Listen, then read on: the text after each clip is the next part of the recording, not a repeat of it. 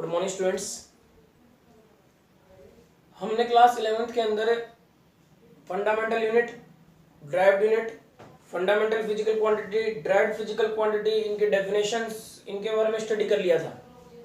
अब हम देखेंगे जो आपके पास फंडामेंटल फिजिकल क्वांटिटी थी उनके जो यूनिट्स हैं, उन यूनिट्स की डेफिनेशन जो जनरली आपसे एग्जाम में पूछ लिया जाता है, ठीक है, और जो इम्पोर्टेंट भी है। तो हमारे पास फंडामेंटल फिजिकल क्वांटिटी थी, उसमें से सबसे पहली क्वांटिटी जो थी वो थी करंट। क्वांटिटी तो थी मास, लेकिन हम जो जिसके बारे में स्टडी करेंगे वो करेंगे करंट के बारे में। और करंट की यूनिट हम सब जानते हैं कि एम्पियर होती है। करंट की यूनिट क्या होती है? एम्पियर, ये हम सब जानते हैं। तो सबसे पहले डेफिनेशन नंबर 1 एम्पियर। 1 एम्पियर की डेफिनेशन देखेंगे। 1 ampere is constant current. 1 ampere एक कांस्टेंट करंट है विच when maintained in each of the two straight parallel conductor.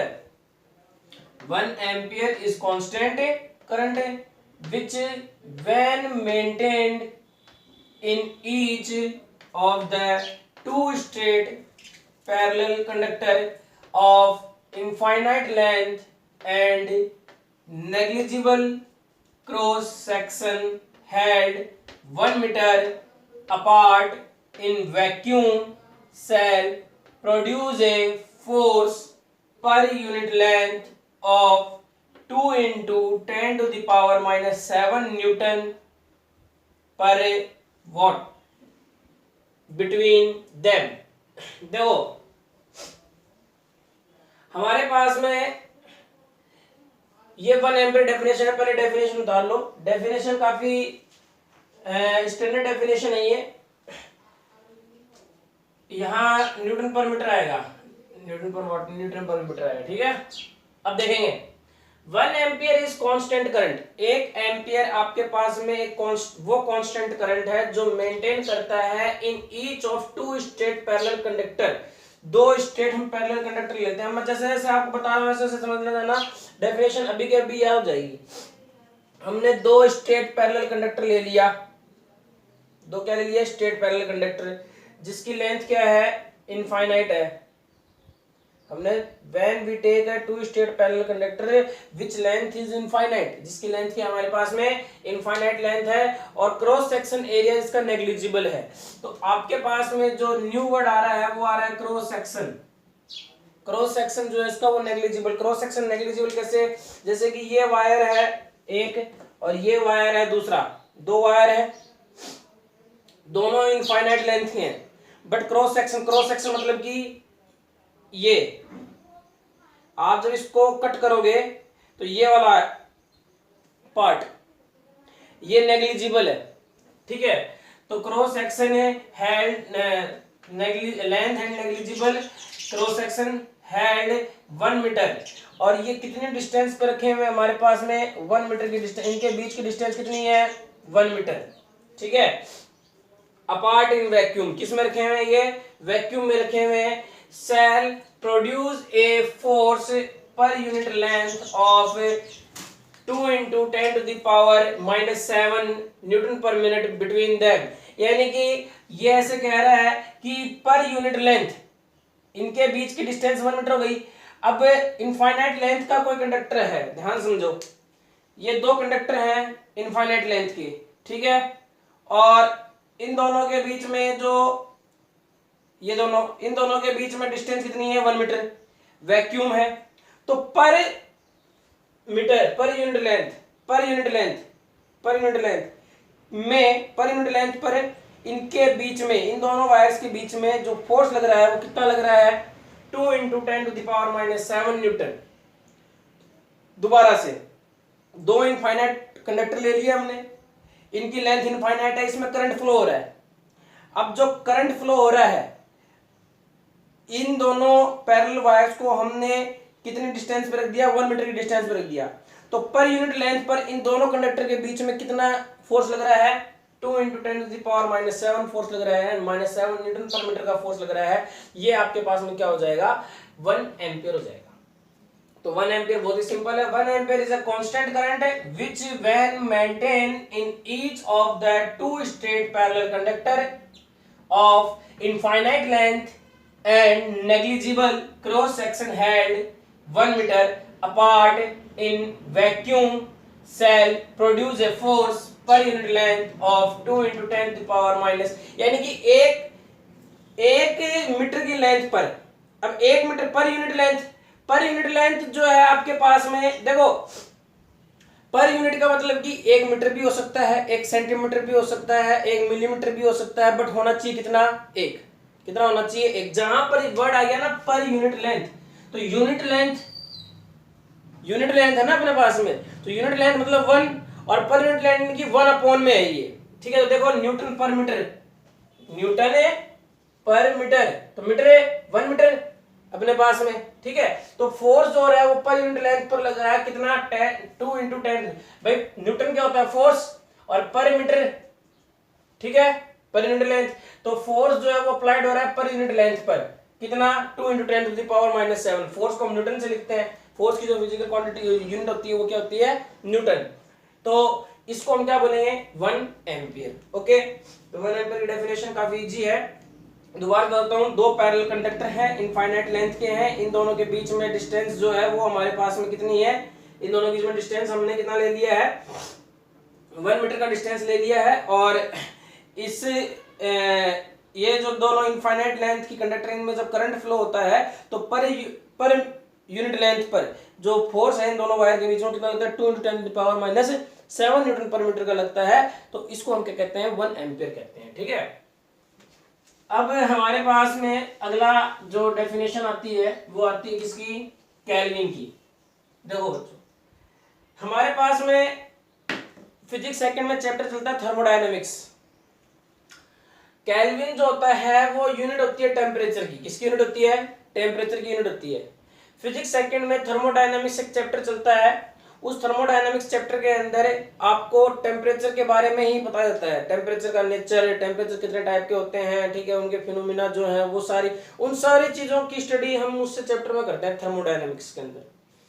तो टेम्परेचर जो है उसकी जब हम बात करते हैं, तो अगर आपने किसी भी ऑब्जेक्ट को टेम्परेचर प्रोवाइड करवाया तो वो ऑब्जेक्ट क्या हो जाता है, उसके जो एटम एंड मॉलिक्यूल्स हैं वो एनर्जी लेते हैं, क्या लेते हैं, एनर्जी लेते हैं।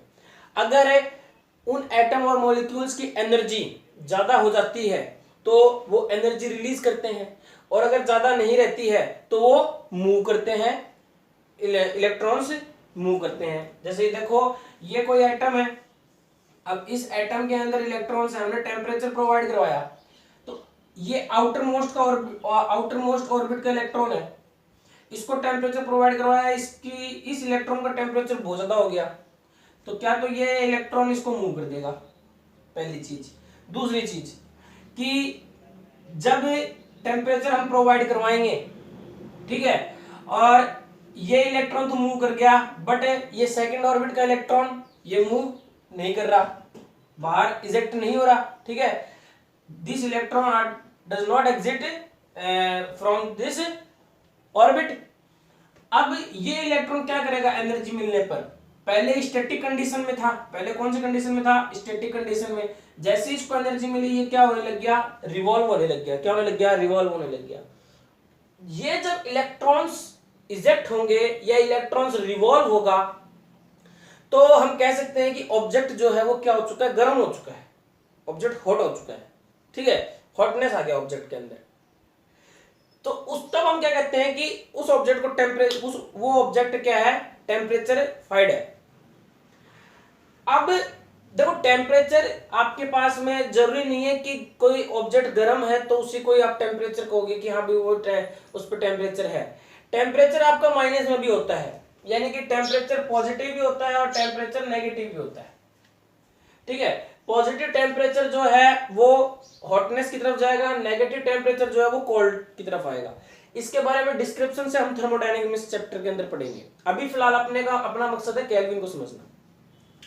तो देखो टेम्परेचर को मेजर करने के लिए डिफरेंट यूनिट बनाएगी, जिसमें से degree centigrade, degree Fahrenheit, rumour, ये र्यूमर है, और रैंकाइन और केल्विन, ठीक है। डिग्री सेंटीग्रेड आपने सुना होगा, डिग्री फारेनहाइट भी सुना हुआ होगा, र्यूमर रैंकाइन आपने नहीं सुना हुआ होगा, ये आप थर्मोडायनेमिक्स में पढ़ोगे। और केल्विन भी सुना अगर होगा तो बहुत बढ़िया बात है, नहीं सुना होगा तो आप सुन लोगे 11th क्लास के अंदर, क्यों। तो सबसे पहले हम बात करते हैं केल्विन की। तो देखो केल्विन क्या है कि 1 degree Kelvin is the fraction. 1 degree kelvin, अगर आप 1 डिग्री केल्विन की बात करते हो, किसकी बात करते हो, 1 डिग्री केल्विन की, तो 1 डिग्री केल्विन आप किसको कहोगे कि जो आपके पास में थर्मोडायनेमिक्स टेम्परेचर है, थर्मोडायनेमिक टेम्परेचर किसका, वाटर का। और वाटर का थर्मोडायनेमिक टेम्परेचर कितना होता है, लिख लेंगे, thermodynamic temperature of water, thermodynamic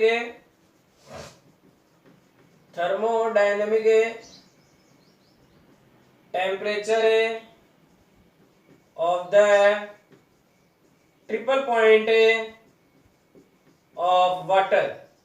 note लगा के लिख लेंगे इसको इस डेफिनेशन के बाद में। डेफिनेशन पहले देख लेंगे, 1 degree Kelvin is the fraction, 1 degree Kelvin is the fraction 1/273.16, 1/273.16 of the thermodynamical temperature of the triple point of water.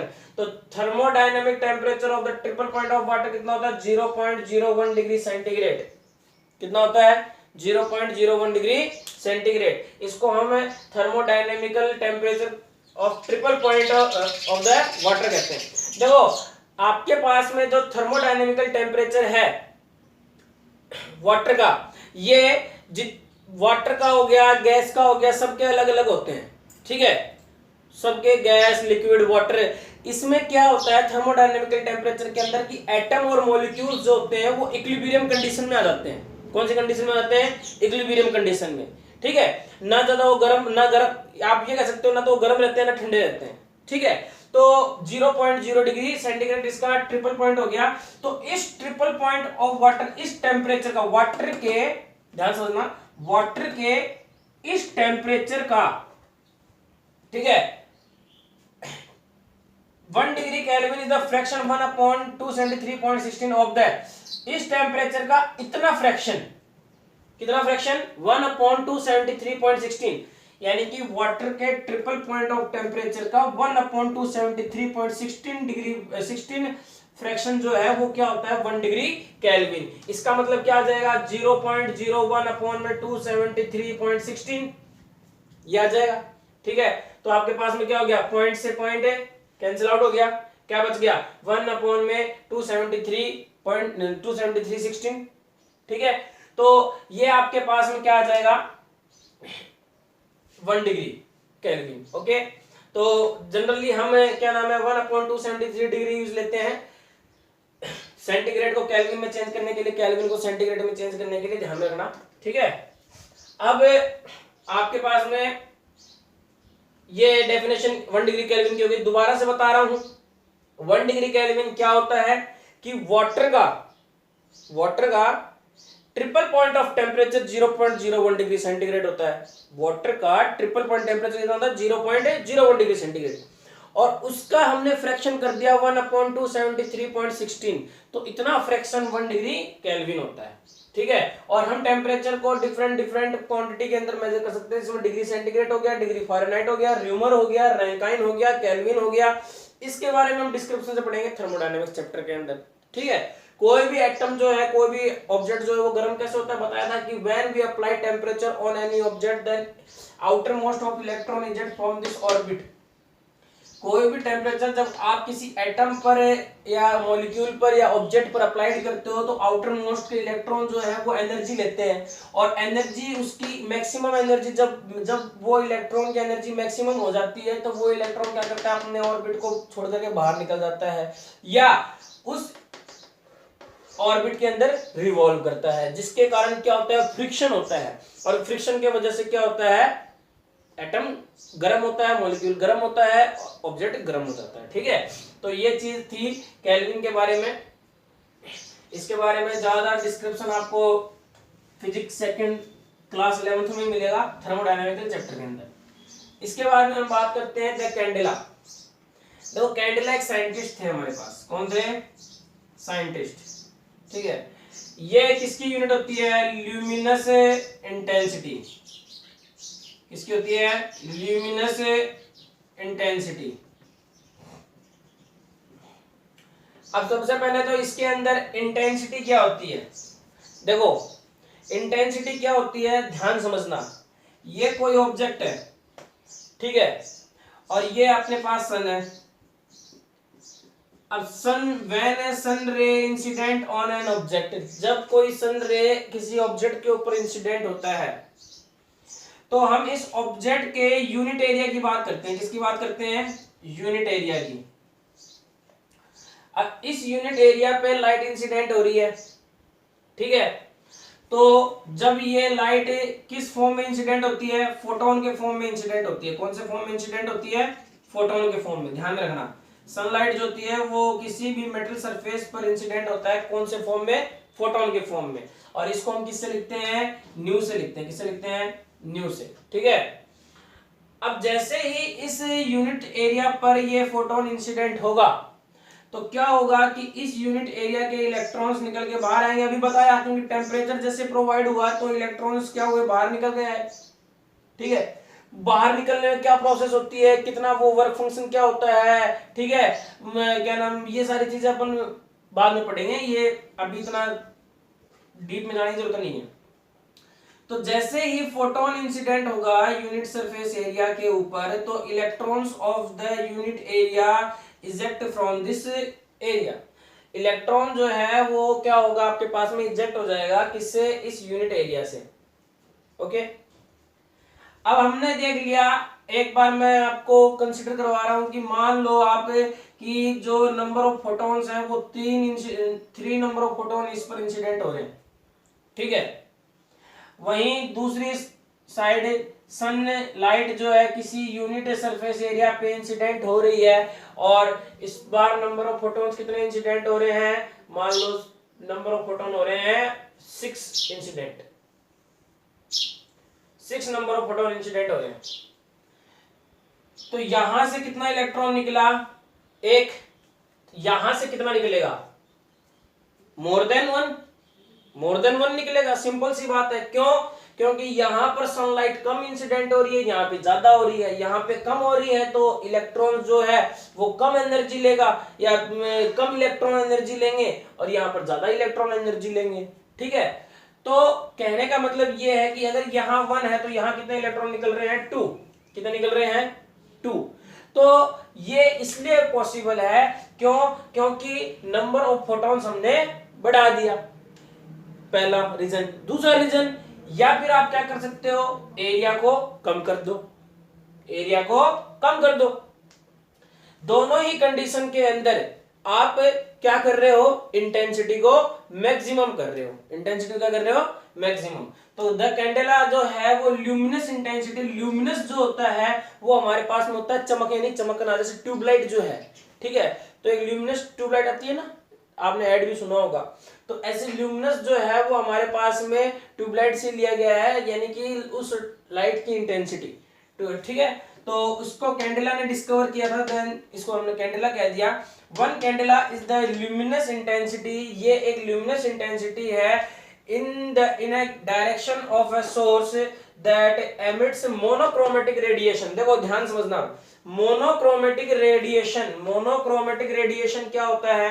दोबारा से, 1 candela is the luminous intensity in a given direction of a source that emits monochromatic radiation of frequency 5.4 into 10 to the power 14 hertz। 5.4 into 10 to the power 14 hertz and that has a radiant intensity of 1/683 watt per steradian in that direction। देखो 1 candela is the luminous intensity। 1 candela एक luminous intensity है। कौन सी luminous intensity है? कोई source आपको दे दिया, ये हमको कोई सोर्स दे दिया, ध्यान समझना, डेफिनेशन यही आना चाहिए। और ये सोर्स जो है लाइट एमिट कर रहा है, लेकिन हमने इसमें केवल और केवल एक मोनोक्रोमेटिक लाइट ले ली। मोनोक्रोमेटिक होता है आपके पास में, हिंदी में बोलते हैं इसको एक वर्णीय। मतलब कि एक ही कलर के या एक ही फ्रीक्वेंसी की एक ही रंग के जो लाइट है उसको हमने ले लिया, ठीक है। और यहाँ पर हमने होल कर दिया और इससे एक मोनोक्रोमेटिक लाइट क्या नाम है आगे जा रहा है, ठीक है। कार्डबोर्ड ले लिया हमने, कार्डबोर्ड, ओके। तो मोनोक्रोमेटिक रेडिएशन, तो ये कौन सा रेडिएशन हो गया, मोनोक्रोमेटिक रेडिएशन हो गया। कौन सा हो गया, मोनोक्रोमेटिक रेडिएशन ऑफ फ्रीक्वेंसी। और इसकी फ्रीक्वेंसी कितनी ले ली, 5.4 into 10 to the power 14 hertz. Frequency को हम किस में लिखते हैं, हर्ट्ज में लिखते हैं, ठीक है।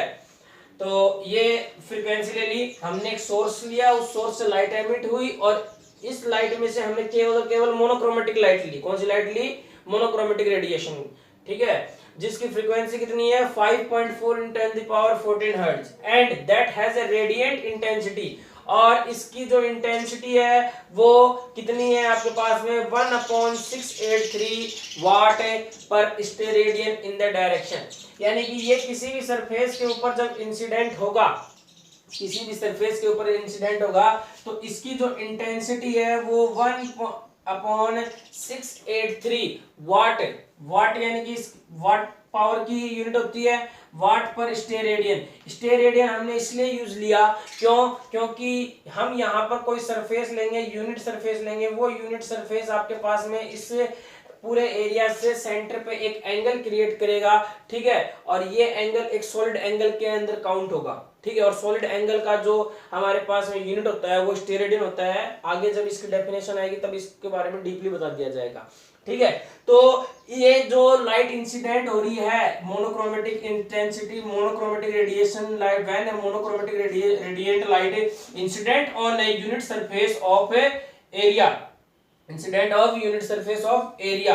तो ये किसको कवर कर रही है, कंप्लीट एरिया को, कंप्लीट पीछे तक कंप्लीट एरिया को कवर कर रही है, ठीक है। इसलिए यहां जो अपने पास में आर्क बना है वो इस एंगल के इक्वल होगा, मैंने बताया भी था। तो ये आपके पास में क्या आ जाएगा, इसका यूनिट क्या हो जाएगा, स्टेरेडियन। क्या हो जाएगा, स्टेरेडियन। इसलिए क्या लिखा है कि and that has a radiant, जो रेडिएंट है, रेडिएंट की इंटेंसिटी है, इंटेंसिटी ऑफ रेडिएंट जो है वो 1/683 वाट पर स्टेरेडियन इन द डायरेक्शन। यानी कि डायरेक्शन किस डायरेक्शन में उसकी जो इंटेंसिटी है वो कितनी है अपने पास में 1/683 वाट पर steradian in the direction of light, direction of radiation. इसी रेडिएशन के अंदर इसकी इंटेंसिटी कितनी होगी 1/683। ये चीज अपने पास में क्या कहलाती है, कैंडेला। दोबारा से ल्यूमिनस इंटेंसिटी आपके पास में कैंडेला जो है वो क्या है, कैंडेला ल्यूमिनस इंटेंसिटी की यूनिट होती है। किसी सोर्स से जो लाइट एमिट हो रही है वो सोर्स के डायरेक्शन में मूव करती है और इससे हमने एक मोनोक्रोमेटिक रेडिएशन लिया जिसकी फ्रीक्वेंसी 5.4 × 10⁻14 हर्ट्ज है, ठीक है। और इस मोनोक्रोमेटिक रेडिएंट जो इंसिडेंट हो रहा है in the direction of radiation, ठीक है, इसकी इंटेंसिटी कितनी है 1/683।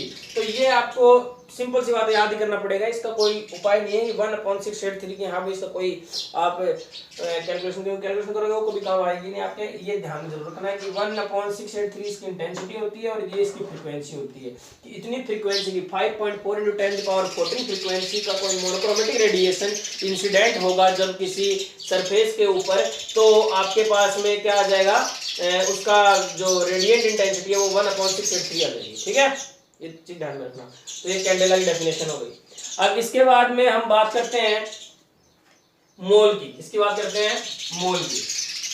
देखो मोल जो होता है वो किसकी यूनिट होती है, मैटर ऑफ सब्सटेंस। किसकी यूनिट होती है, मैटर ऑफ सब्सटेंस। तो मैटर ऑफ सब्सटेंस यानी कि कोई भी सब्सटेंस है उसके मैटर की जब हम बात करते हैं दिस इज कॉल्ड मोल।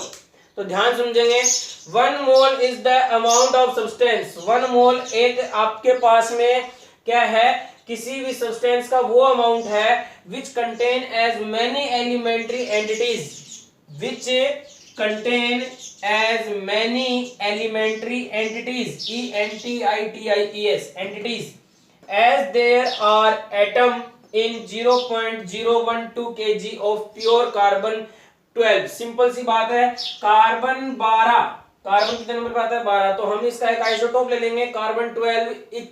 इस कार्बन 12 प्योर कार्बन 12 हमने ले लिया, इसके 0.012 kg में जो एटम है उसके अंदर जितने भी एलिमेंट्री एंटिटीज हैं, जितने भी एलिमेंट्री एंटिटीज हैं, दिस इज कॉल्ड 1 मोल। उसको हम क्या कहेंगे 1 मोल कहेंगे। ठीक है, तो 1 मोल में कितने एटम होंगे, इसका मतलब कि 1 मोल में कितने एटम हो गए कि number of atom in 0.012 kg of carbon 12, carbon 12 के 0.02 kg मटेरियल के अंदर जितने एटम है वो क्या हो गया 1 मोल हो गया। ये डेफिनेशन हो गई। कार्बन 12 के 0.02 kg मटेरियल, कार्बन 12 का 0.02 kg ले लो आप, उसमें जितने भी नंबर ऑफ एटम है दिस इज कॉल्ड 1 मोल। और ये किसके इक्वल होता है, एवोगैड्रो नंबर के इक्वल होता है, एवोगैड्रो नंबर के इक्वल होता है। और एवोगैड्रो नंबर कितना होता है 6.022 into 10 to the power 23, this is called Avogadro number.